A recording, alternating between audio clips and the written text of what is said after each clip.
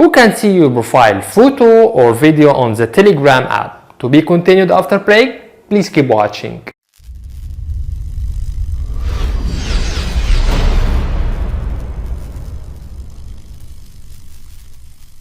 Hello my friends, how are you? Welcome back to my channel. We'll still explain how to use the Telegram app step by step. Today we will learn who can see your profile photo or video on the Telegram app. Let's get started and see how can we do that.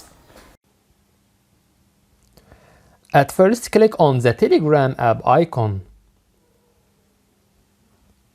Press on three lines which shown on top left.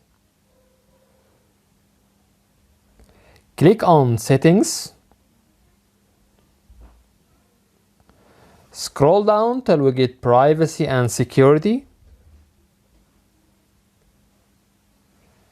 Press on Profile Photos. Here you have two options. First one, everybody. Second one, my contacts. The first option, everybody, means that anyone can see your profile photo or videos. The second one, my contacts, means that only contacts can see your profile photo and videos. To activate this option, you have to press here on OK. That's it.